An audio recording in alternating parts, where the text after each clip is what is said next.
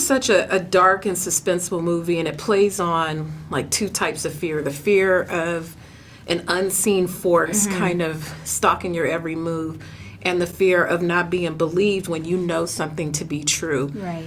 How different are those fears to you, and what do you think would be the more difficult to overcome? Yes, I mean, having to imagine the unimaginable is very scary, and not knowing what's going to happen, but knowing that something bad is going to happen because there's a presence around you that is trying to ruin your life. I feel like that's very frightening, but also trying to prove your sanity is hard. But Cecilia is a woman who has to prove her sanity, and the world we live in, it's just...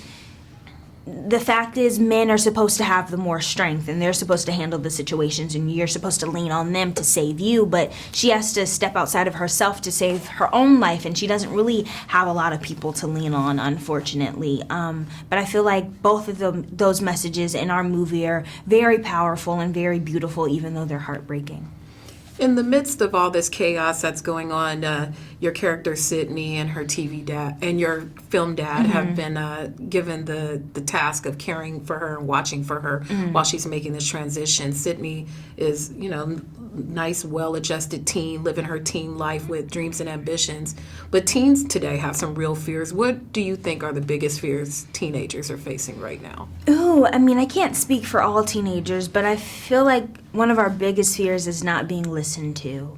Because we are the future, definitely, but we are also the present, and I feel like we're trying to make a change now so it won't be so difficult when we're in positions of power later, and it won't be such a divided world, and we're trying to be the light in the darkness. But if nobody's listening to us and nobody wants to help us make a change, then it's scary. So being a teenager right now, you have to grow up a little faster, unfortunately, but I feel like we're doing that well, and Generation Z is very hopeful for the future.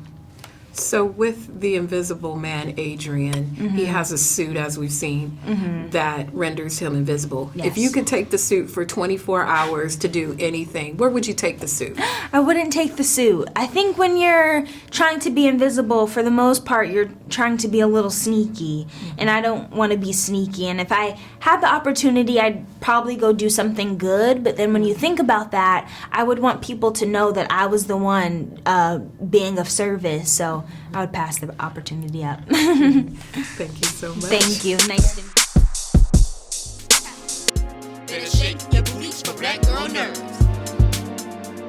Better shake your booties for black girl nerves.